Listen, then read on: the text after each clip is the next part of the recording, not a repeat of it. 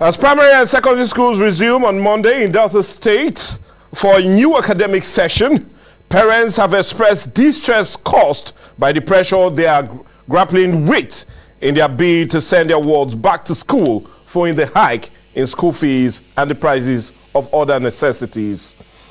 Although most parents we spoke to acknowledge that September of each year is always laden with heavy expenses associated with school resumption, they lamented that the removal of petrol subsidy barely 3 months ago by President Bola Ahmed Tinubu immensely contributed to their current ordeal. Investigation by Quest has shown that some schools in the state has increased their fees, and the situation is more evident with schools that offer shuttle bus services and those operating boarding facilities. But the question is, how can the federal government and state government do anything to help out, and if yes, what form should that help be? Well, these and more as it centers the headache most parents are going through at the moment is what this edition of The Big Story is all about. And indeed, we're talking about the subsidy removal and the hike in tuition fee as parents, or rather students, prepare to resume school, and what impact this will definitely have on the educational standard. That's what we're having as a major discourse today, as we do know that schools will resume in the state, and definitely in September, and like we said, on Monday schools will be resuming, and indeed, how can it really be helpful to see what will happen? And like I said, that's what we're having as a major discourse today on The Big Story, and we still have our guest, and he'll be joining us shortly. Miriam, indeed, is a topic we need to talk about. Yes, and I do realize that we're talking about schools in all across the board, not just tertiary institutions and all of that. Yes, and people are wondering. Some tertiary institutions have increased their tuition fees to a level that, wow, it's more than 10 times the initial fee, and it's really causing a burden right now on a lot of Nigerians, because we can hear the groanings. Even at home, even people listening to us right now are saying that they don't know how they are going to go through with, especially Monday that is just around the corner. And so that is the reason why we have to talk about this. Hopefully someone or the government will look into this and see what they can do to actually help Nigerians. Well, anyway, that's what we'll be having as a major discourse today on The Big Story. But I'll plead with you, let's go on a quick break, and when we come back, our guest is already in the studios, and we'll definitely get the ball rolling right here on Quest today. But on the break, let's go get the message from our sponsors. And we're talking about Benita Gas, located right here in Ughelli and Warrior and Environs. And when we come back, definitely we'll get the ball rolling on Quest today. Hey, Willigity, how person want to talk about gas matter? Make Benita gas plant no sit down for it matter. Gas when we say it light and last well. Now Benita gas plant na filamo. Gas when the full rich mark back. Now Benita gas plant na filam, and for any type and size of gas cylinder plus all accessories. Now Benita gas plant na the touch lighter. Now every day now Benita gas plant they open from 6 a.m. to 8 p.m. on top refill matters. Oh yeah, make you visit any Benita gas plant branch. You fit enter inside of Quisoko of Jakba Road, opposite UBA for PTI Road Efru, Nehemiah Junction, near former Army checkpoint for Okwokoko, or 101 Ajami Moga Ekpe Road, Wari, or 145 Ughelli Patani Expressway by Aviation Junction when carry eye, they look Shikiman, and NNPC roundabout for Isoko Road for Sergeant Quarters for Ughelli. For more information, make you call Benita Gas Plant for 080-6745-7890. Benita Gas Plant. Na God, they our back. Well, indeed, that's a message from our sponsors, and we're talking about Benita Gas, located right here in Ughelli, Okokoko, and Warrior and Environs. And definitely that's how it is. But you remember, you can also be a part of a big story, because the big story is big enough to accommodate all your businesses, and we'll be more than happy to have that discussion and bring you on board. But anyway, he's right here with us, and I'm talking of no other person but our guest. I'm talking of no other person but Comrade Kevin Ojomodo.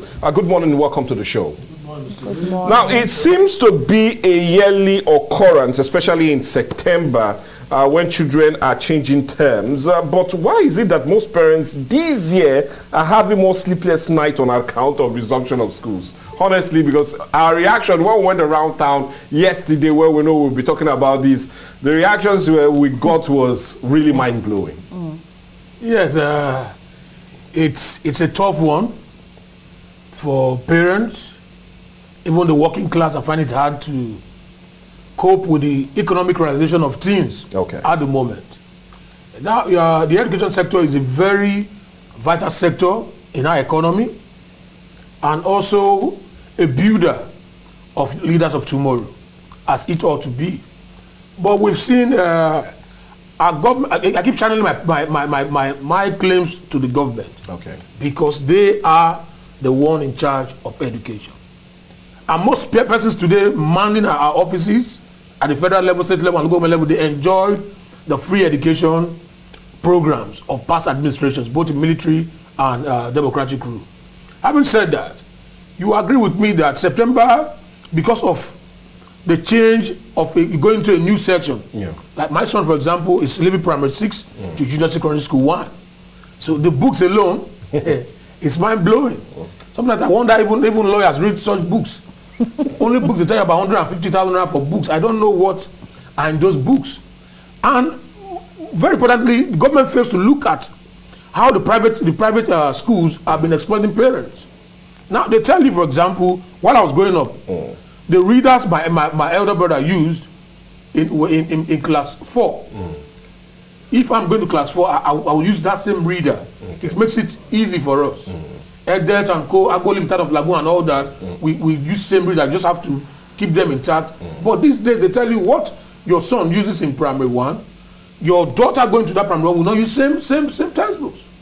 Okay, now a quick question, because like I said, investigation with what you said and the investigation we've had, there's really going to be an increase in fees in most schools in Delta State, and there will be a counter protest to that. And not such in an investigation. When we talked to most of these persons, especially the proprietors of this school, it all boils down on them having teachers and staffers that also are being faced with the reality on ground. So would you put the blame on them? Because it's only common and natural that when things increase outside in the general public, definitely they will also need their services to be increased so they can deal with taking care of the teachers and those that are working in the school. So should the blame now be shifted to the schools that are just only reacting to a common problem of subsidy removal? The blame goes to the dual personalities, the government and the proprietors of these private institutions.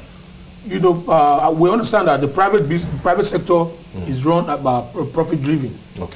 And we understand that give and take. These proprietors, they are making huge amount of money even when things were not as this bad. Now they don't want to tamper with their profit margin they have clipped for themselves. Rather, they want to increase it. First and foremost, the first blame goes to the government. Now, how do we subsidize education in Nigeria? Is there any subsidy on education? There's none. That's why I'm saying we have to subsidize education. One, get the publishers engaged that publish these books that will be used by the student. And if the book, if for example, exercise book is going for 10 naira, give the student at 5 naira. So that way, parents also can breathe. Because right now, the parents cannot breathe. The workers in the institutions cannot breathe. The school itself also cannot breathe. Because one, the running cost of running your investment, for example, has tripled. Of course.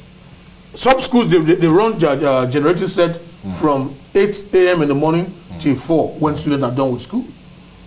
The cost of running probably before now was 195 naira per litre. Now they are buying 620, 615 to run it.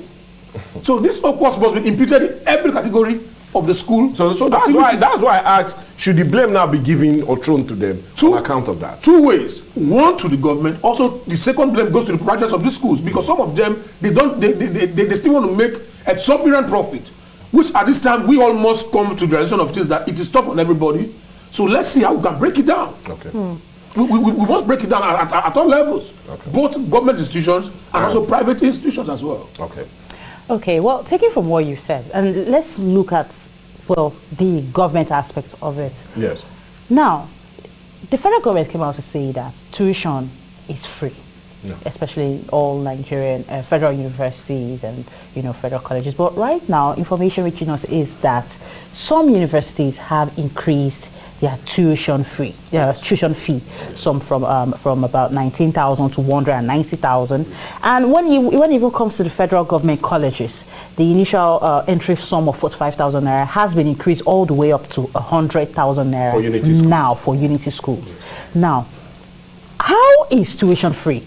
Well, what we saw was that they said we are not paying school fees. Instead, the money being paid is money for use of laboratories, hostel accommodations by the universities. Does this not mean this is school fees? You see, the Nigerian government oftentimes, they try to use what we call the gym is called the government magic. You cannot tell a child that your meal is free in school and you tell him to pay for plates and spoons and also pay for ingredients. But at the end of the day, the food will be cooked. That's what the government is doing now. You tell us it's free, and people are paying exorbitant amount for entrance and also even while you're in school. Now, in all of this, what will it cost a responsible government to get hostel facilities in place? You already have a curriculum that you want to run with. You know the notebooks and textbooks that will be used to run from secondary to primary to senior secondary to higher institutions. Get this whole thing subsidized and push them out through the Ministry of Education. One thing also, we do not have a correlated data. I always ask, I say, how many schools, how many people do we have in government schools? The Ministry of Education will not give you a valid record, so the government of the day can also plan for these people. Now we talk about even people, what about people in the creeks? Some of them, they don't have classrooms. We're talking about the tuition fees now. What about the learning environment? It's so poor that even when you are in school, first and foremost, you must be in a conducive environment to think straight. Of course. You see students learning inside water when you drain on their body and you want them to write. As little as notebook, government cannot even give notebooks free of charge to students. You're telling us your education is free. It's not free.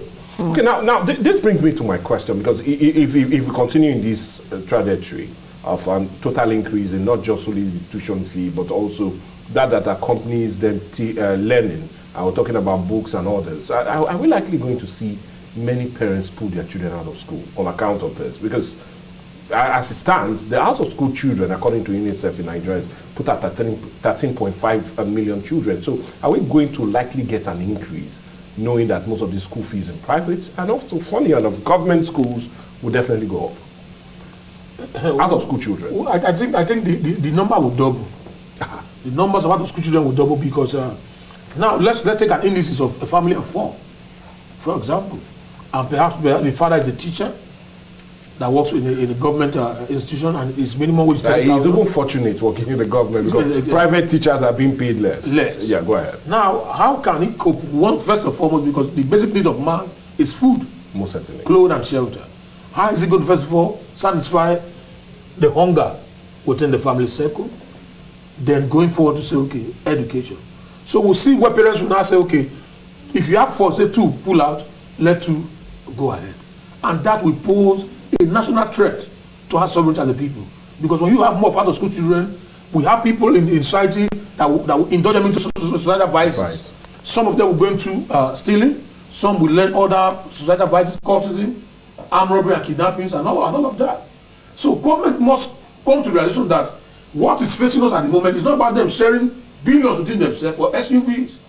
It's to give utmost attention to education and the health sector, which are the 2 most vital sectors you must run the economy with. Because if you don't get it, now they are complaining that our judges were giving different interpretations of the law. Good. You don't give what you don't have. Okay, what I'll plead with you that you give us time to go on a break now. And when we come back, we'll continue our discussion centered on the resumption of schools, especially in Delta State. That will be on Monday. We're talking about primary and secondary, but remember the higher institutions are also on course already, and most of them have even started. But well, the hiking fees is what this program is all centered on, and we'll continue our discussion when we come back. Let's go on a break.